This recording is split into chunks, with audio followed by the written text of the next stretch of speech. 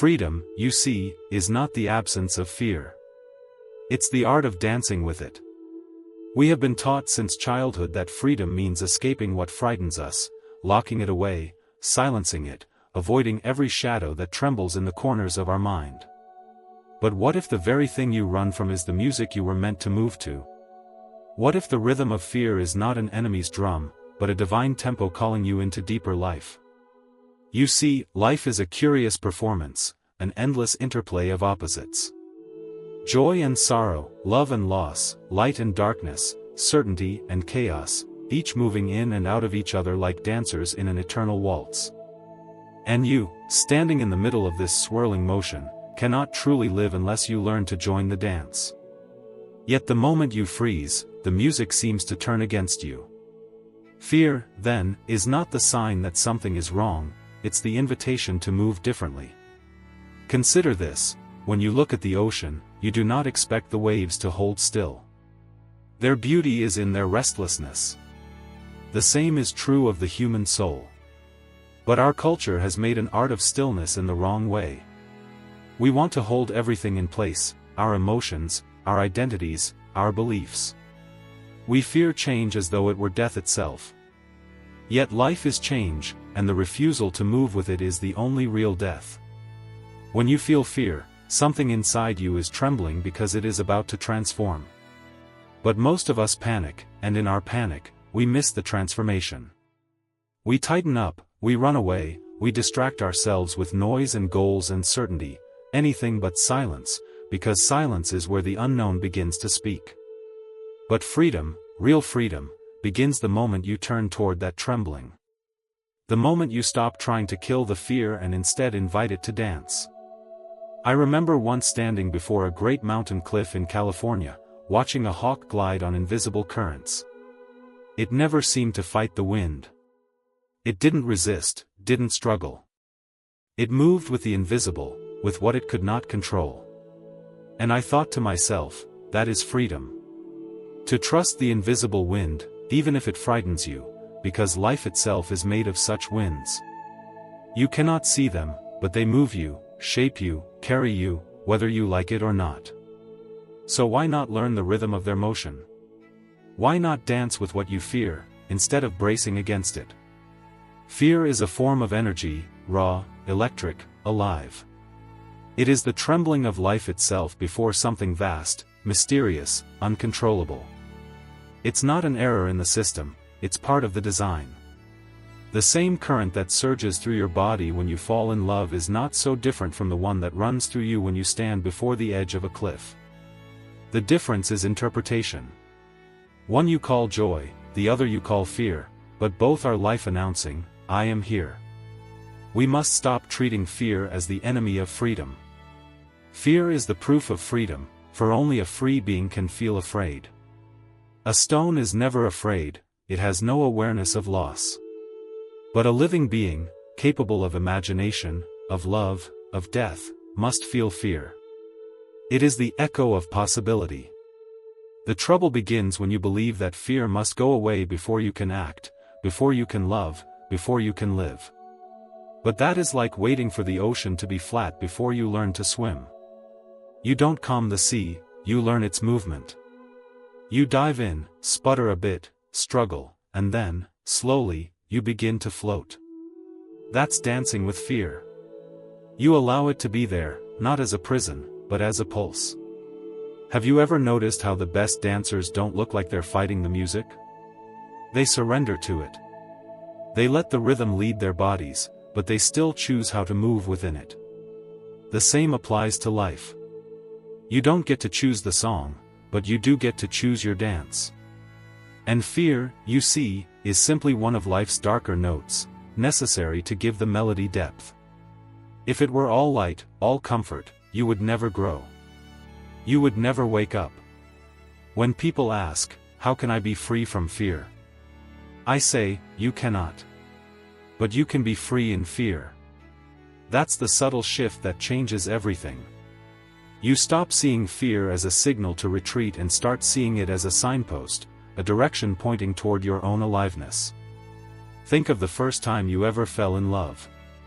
There was joy, yes, but also trembling, uncertainty, vulnerability, fear of rejection, fear of loss. Yet you didn't call that paralysis. You called it passion. You moved anyway. Why? Because the experience of love was worth the risk. The same principle applies to all of life. The most beautiful things you will ever experience will come wrapped in the unknown. You see, to be human is to live perpetually on the edge of what you cannot control. And that edge, that trembling boundary between the known and the mysterious, is where consciousness dances. The ego hates that edge, because it cannot plan it, cannot own it. But the soul loves it, because that's where it feels alive. Freedom, then, is not about building walls to protect yourself from what you fear, it's about learning to balance gracefully on that edge. It's the courage to feel fully, even when feeling hurts. It's the willingness to step into the circle of uncertainty and move as though the whole universe were your partner. And when you do, something magical happens, fear becomes rhythm. You stop resisting the tempo of existence, and suddenly, every heartbeat feels like music. You may notice this when you stand before a storm. The wind howls, the trees bend, the rain falls, and something in you thrills at the rawness of it all. You are frightened, yes, but also alive. You can feel the pulse of the cosmos in your veins. That's what fear really is, the electricity of being alive, misunderstood by the mind as danger. The body knows it as power, only the mind interprets it as threat. If you could see fear not as a warning but as a wave of energy, a cosmic reminder that you are still part of the dance, you would stop trying to conquer it and start listening to what it's saying. Fear always hides a message, here lies something important. Something you love, something you might lose, something that could expand you beyond what you were yesterday. So the real question is not, how do I stop being afraid? The question is, can I move beautifully, even while trembling? That's freedom. You see, the problem is not fear itself, it's our relationship with it. We have been taught to fight it, to dominate it, to pretend it doesn't exist. And that, ironically, gives it power. The more you resist, the tighter it grips you. It's like trying to hold down water, the harder you press, the more it slips through your fingers, returning in waves that crash against the very dam you built to contain it. So the art is not in suppression, but in surrender, not in giving up, but in giving way. The way a reed bends in the wind and survives, while the stiff tree is uprooted. That's the paradox of strength, the softer you are with fear, the stronger you become. You may say, but how can I surrender to fear without being consumed by it? And I'd answer, by understanding that you were never separate from it. Fear is not an intruder in the house of your mind, it is the trembling of your own foundation. It belongs to you. It's the part of you that still cares, still longs, still hopes. The fearful heart is a beating heart. And when you run from it, you're running from yourself. It's rather amusing when you think about it. The ego wants to appear fearless. It puts on armor, speaks bravely, makes plans, and constructs identities of control. But underneath it all, that trembling remains, because the ego knows it's temporary. It's like an actor who's terrified that the play will end, and the lights will go out. And yet, that's precisely the beauty of the play. The curtain must fall for the story to mean something. You cannot separate the ending from the performance, they belong together. In the same way, you cannot have love without loss, nor freedom without fear. To live is to risk. Imagine you are standing at the edge of a cliff. The view is breathtaking, the valley below bathed in sunlight, the air crisp, the world vast. And yet your knees tremble. That trembling is not your enemy. It is the body's way of honoring the moment. It's saying, this is real. This is high. This is sacred. Fear is reverence, reverence for the depth of what's possible. If you could truly live without fear, you would also live without awe. Without wonder. Without that shiver that makes the sunrise or the ocean feel holy. Fear and wonder are twins, born from the same mystery, the recognition of something greater than yourself. So when you feel fear, do not rush to eliminate it. Instead, ask what it is pointing to. Fear is like a lantern, it illuminates the next step of your evolution. Whatever it highlights, that's where your soul wants to grow. But we are impatient creatures. We want safety, certainty, guarantees. And so we make prisons of comfort. We shrink our worlds to the size of our control.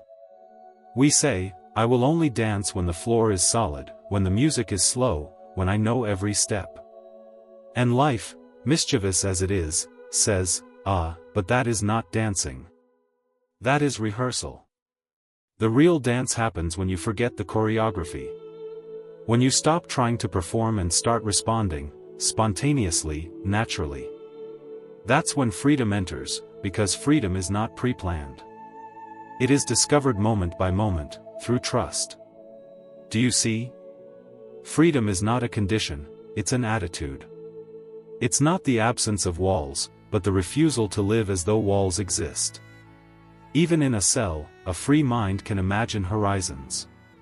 Even in fear, a free heart can sing.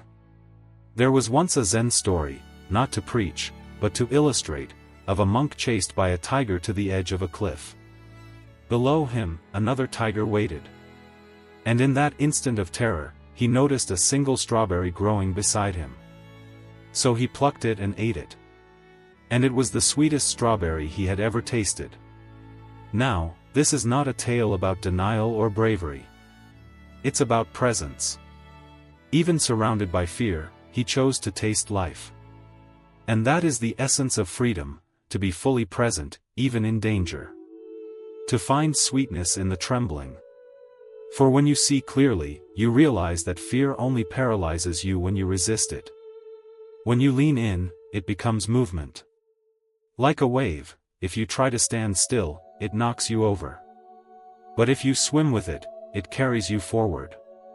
The universe, in its infinite play, seems to love this dance between the known and the unknown. Every birth is a venture into uncertainty, every breath, a tiny leap of faith. You don't control the next moment, yet you trust it enough to inhale. That's courage. That's dance. And so it is with every great transformation in life. The decision to love, to create, to change, to let go, all of it comes with fear. And rightly so. Because each act of becoming means something and you must die. Freedom is never free of death, but it is free through death. Look at the butterfly.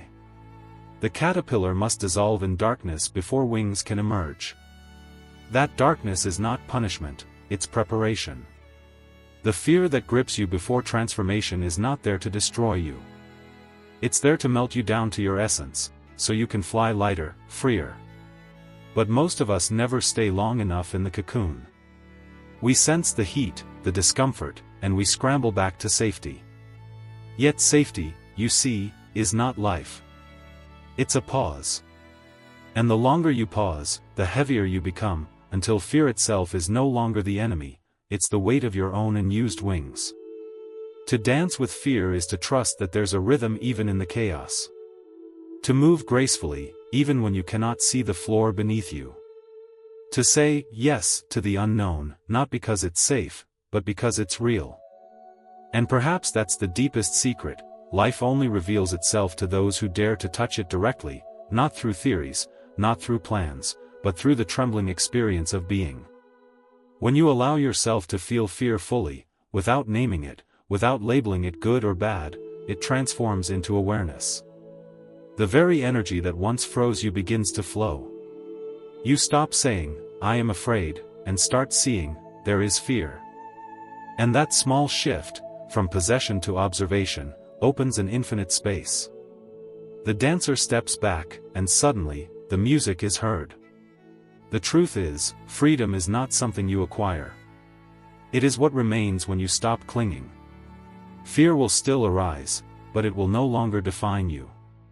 It will pass through like wine through open hands. And in that moment, when you neither resist nor flee, when you simply move with it, you realize that fear was never the problem. It was the teacher. And you, my friend, were never its prisoner. You were its partner all along. The strange thing about fear is that it's most terrifying when you try to name it.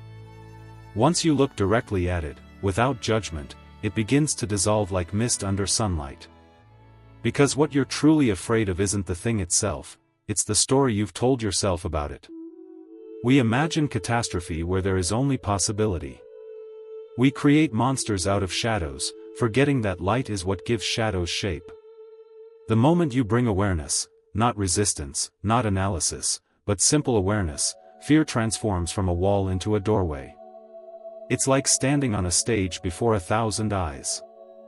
The heart races, the breath shortens, and every fiber screams, "Run!" But if, in that instant, you stay, if you let the trembling happen, feel the sweat on your palms, the beating in your chest, the wild aliveness of it all, you begin to see that the fear itself is energy. Raw, pure, unclaimed energy. It's not trying to kill you. It's trying to move you. You can almost hear it whisper, "Feel me, don't flee me." In that moment, the fear that once paralyzed you becomes a force that animates you. Your voice finds new depth. Your gestures carry truth. You're no longer performing, you're alive. The fear that once separated you from life has become the bridge to it. And that, you see, is the essence of transformation. You do not eliminate fear by conquering it. You integrate it by understanding it, by seeing it as part of the great rhythm that makes existence what it is. For the same pulse that creates the stars is the pulse that quickens your heart in danger. The universe itself trembles in endless creation. And you, being part of that dance, must tremble too. Fear, then, is cosmic participation. It's your soul remembering that it's standing before something infinite, and that's not a mistake, it's a miracle. But we've built our civilizations on the promise of comfort. We worship security, we crave predictability. We forget that the essence of life is not stability, it's play. A living, breathing improvisation. And fear is what reminds us that we're not merely spectators. We are participants in a drama too vast to script. Imagine for a moment that life is a piece of music. If it were entirely predictable, a single note held forever, it would drive you mad. It's the variation, the tension, the unexpected chord that gives it beauty. The dissonance resolves into harmony precisely because of the fear it provokes. You lean in, you listen, you wait, and then comes the release. So when fear appears in your life, it's not a mistake in the melody. It's the crescendo that prepares you for a new key. Most people never understand this, because they treat fear as a defect to be repaired. But fear is the sign of expansion. The moment you're about to grow, something within you resists, not because it's evil, but because it's ancient. It's the instinct that says, "Careful, you're stepping beyond the known." And that's precisely what growth requires, stepping beyond the known. We are all, in some sense, still primitive beings with very sophisticated toys. Deep in our nervous systems live echoes of ancient dangers, storms, predators, darkness. And yet now, the jungle is within. We fear rejection, failure, loneliness, phantoms just as wild, just as uncontrollable. But if you can see that these modern fears are simply new forms of the same old dance, you begin to loosen your grip. You begin to smile at the absurdity of it all, that a creature born from stardust could spend an entire lifetime hiding from its own reflection. Freedom begins when you start to laugh at your fear. Not mock it, but recognize its comedy. Because fear thrives on seriousness. The moment you laugh, you break its spell. Have you ever noticed how a child can turn terror into joy in an instant? One moment they scream as the waves chase them up the beach, the next they're laughing, running back into the foam. The only difference between fear and play is resistance. The same energy, flowing freely, becomes delight. And so it is with the soul. Fear and freedom are two sides of the same coin. One says, "Protect me."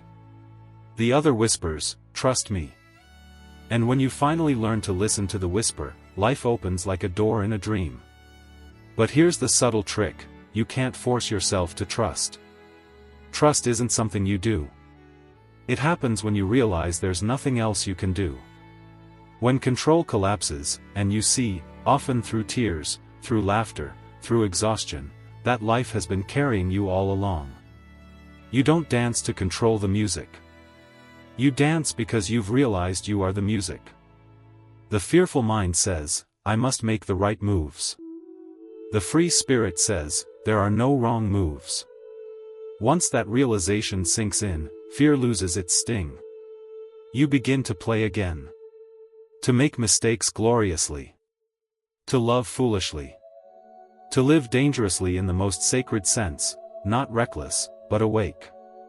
Awake to the impermanence of everything.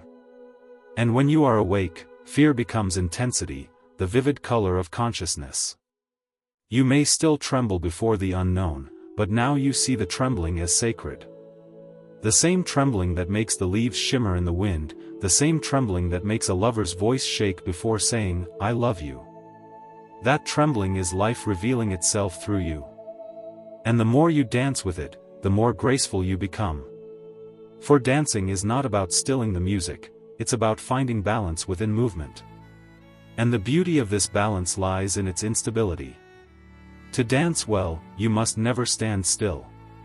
You must fall, constantly, rhythmically, beautifully, into the next step. To be free, then, is not to stand without fear, but to move beautifully within it. When the storm comes, and it always does, freedom is not in escaping the rain, but in realizing that you are the rain. That the thunder is your heartbeat, that the lightning is your thought, that the downpour is your cleansing. And so you stop hiding. You walk out into it. Barefoot. Soaked. Laughing. For what could fear take from you, once you've learned to dance with it? Only the illusion that you were ever apart from the storm. The storm, you see, is not the opposite of peace. It is peace in motion. And when you stop demanding that life calm itself before you participate, you realize the dance was never meant to be tidy. You are not here to float serenely above the chaos, you are here to move through it, to let it sculpt you, to let it reveal the contours of your courage. People often say, I just want to live without fear. But to live without fear would be to live without depth. Without contrast. Without the pulse that gives your days their urgency and meaning. The truth is, you don't want a life without fear. You want a relationship with it that feels like music instead of noise. You see, freedom is not found by quieting the world. It's found by listening differently. The same sound that terrifies one person may soothe another, it depends entirely on how you hear it. A thunderclap can be a warning or a symphony. A dark night can be a prison or a sanctuary. The difference lies not in the event, but in the attitude of the listener. So the art of dancing with fear begins with listening, listening so closely that you start to sense its rhythm. Every fear, when listened to deeply, reveals its pattern. The fear of failure is not about failure itself, but the longing to be seen. The fear of loss hides the memory of love. The fear of death conceals a hunger for life. And once you see these patterns, you begin to understand that fear is simply love wearing a disguise. Every fear points toward something you care about.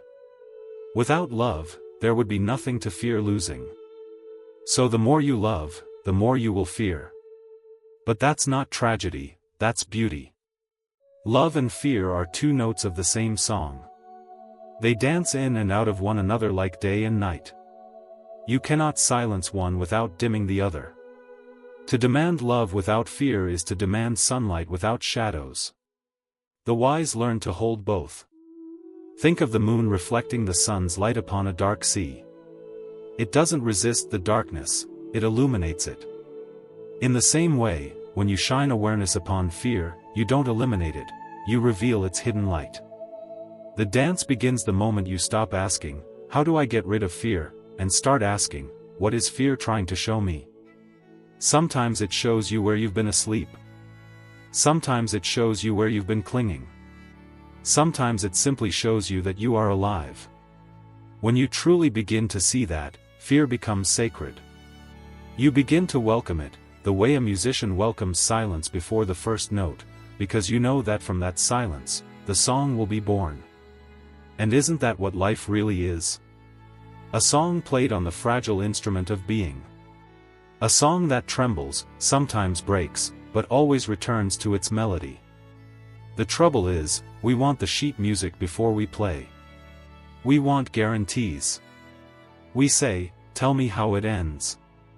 Tell me I will be safe." But the beauty of the dance lies in its unpredictability.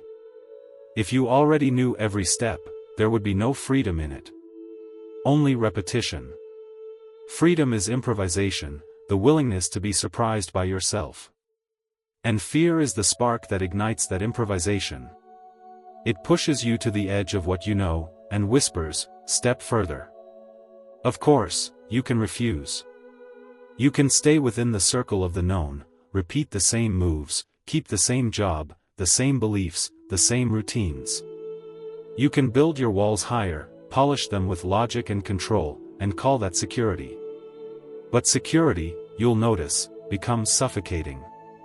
Eventually, even comfort turns to prison. And one day, you'll look out from those walls and realize that the world, in all its danger and glory, has continued to dance without you. That realization is the beginning of awakening. It doesn't happen through enlightenment or divine revelation. It happens in the quiet moment when you realize that control is exhausting, that the walls don't keep pain out, they only keep life out. And then, perhaps gently, perhaps desperately, you open a door. You take one trembling step outside. The air is cold. The light is uncertain. Fear rushes in, like an old friend you've been avoiding. And for a moment, you're sure you've made a mistake. But then, something stirs. You hear the faint rhythm beneath the noise. A bird calling. The wind moving through the trees. The heartbeat of existence itself. And you remember, yes. This is what I came for. Freedom, then, is not a victory march.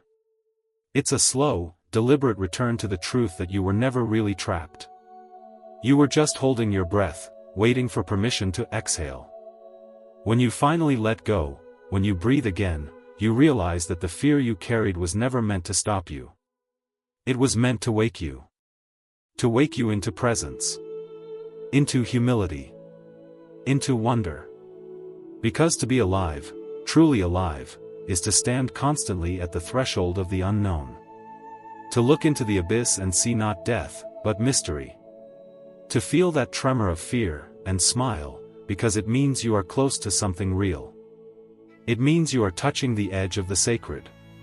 For the sacred is never found in certainty. It hides in the trembling. It reveals itself only to those who are willing to be undone. You see, all transformation begins in disintegration. A seed must crack before it can sprout. A shell must break before the creature within can breathe. Fear is the cracking. It is the sound of your old self giving way to something larger. Most people hear that sound and panic, they cling to the shell. But if you can stay present in the cracking, if you can listen to the breaking as though it were a kind of music, you'll discover that life is not destroying you. It's freeing you from your old shape. That's the true dance with fear, not avoidance, not conquest, but participation. You move with it, even when it shakes you. You let it pull you apart, knowing that only what's false will fall away. And when the dance is done, what remains is not a braver you, but a truer you. A you that no longer needs to hide behind walls of certainty or masks of control. A you that can laugh even as you tremble. A you that trusts the rhythm of existence more than your own plans. For that rhythm, that pulse beneath everything, it is not separate from you. It is you. And when you finally surrender to it, you realize that fear was never an obstacle to freedom. It was the doorway through which freedom entered. There comes a moment, often quietly, when one begins to sense that the struggle itself is the illusion. That all along, you have been wrestling with shadows cast by your own light. You believed fear was against you, a force to be subdued, when in truth, it was the pulse of life trying to reach you through the noise of your resistance. You see, fear is simply awareness unrefined. It is consciousness touching the unknown and trembling because it has not yet recognized itself there. And that trembling, that sacred vibration, is not weakness. It is creation in progress. Everything new, everything alive, trembles. The leaf before it unfolds, the bird before it flies, the heart before it speaks. This trembling is the signature of becoming. So when fear visits you, you might say, "Something within me is about to be born." But we are impatient midwives of our own evolution. We want to skip the contraction, the uncertainty, the pain of not knowing. Yet without that trembling, no true birth can occur. The seed cannot become the tree without splitting. So freedom, my dear friend, is not escape from fear, it's intimacy with it. To sit with your trembling without trying to stop it. To let the wave of it rise and fall without running. And as you do, you begin to see that you were never the one being tossed by the sea. You are the sea. For the essence of fear is movement, and the essence of you is also movement. You are not a fixed being trying to survive in a changing world. You are the change itself. You are the flow, the flux, the unfolding. This realization, when it comes, dissolves the old game entirely. You stop trying to control what you were never separate from. You begin to laugh, a soft, surprised laughter, because you see how serious you've been about something that was never meant to be controlled. It's like watching a wave trying to stay perfectly still. The effort itself is absurd. But when the wave finally surrenders, it remembers it is ocean. And then, fear loses its meaning. It may still appear, the body will tremble, the heart will race, but these sensations no longer signify danger. They signify depth, presence, expansion. You no longer shrink away, you widen. You breathe deeper. You listen closer. For what is fear, if not the call of the unknown inviting you home? Freedom is answering that call, not because you are fearless, but because you are curious.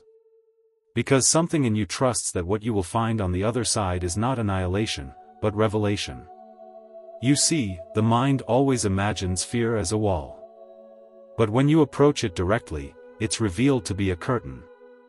And when you step through, you realize there was no other side, there was only deeper inside. That is the secret of the dance. The more you move toward what frightens you, the more intimate you become with life itself. It's quite like falling in love, isn't it? The trembling, the surrender, the not knowing, all of it is fear's twin. And if you look closely, you'll see that fear and love are not enemies. They are different expressions of the same openness.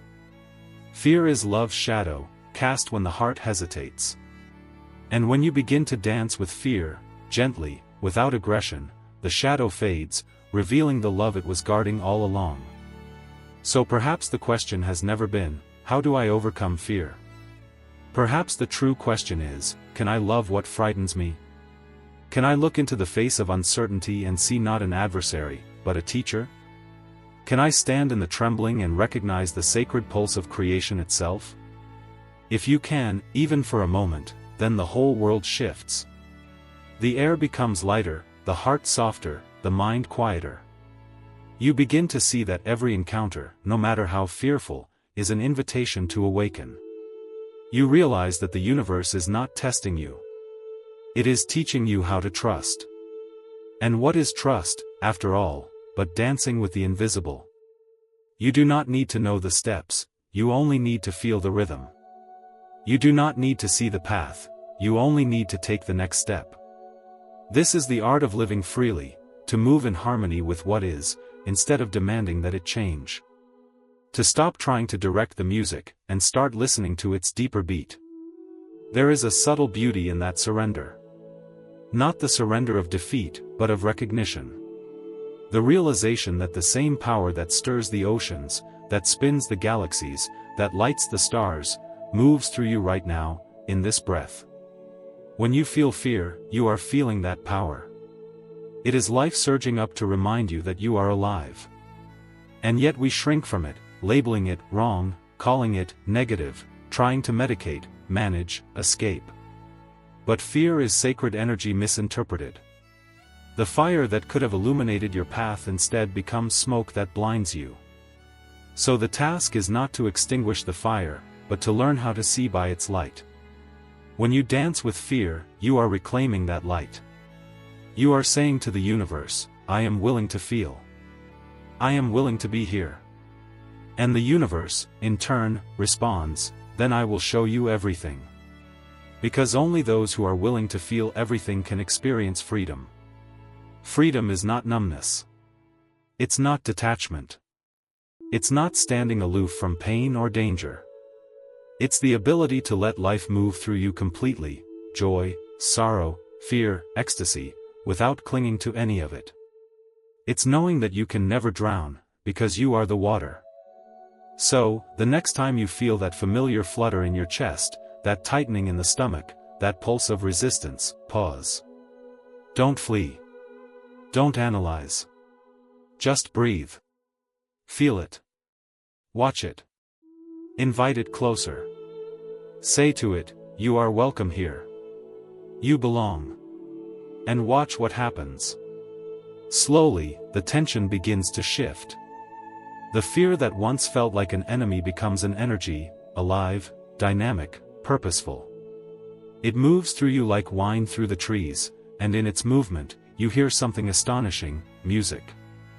The very music of existence. The song you were born to dance to. And in that dance, there is no victory or defeat.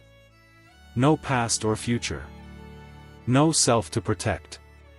Only motion. Only life. Only freedom. And perhaps, if you listen closely, you'll realize that fear was never trying to stop you from dancing. It was simply trying to teach you the rhythm.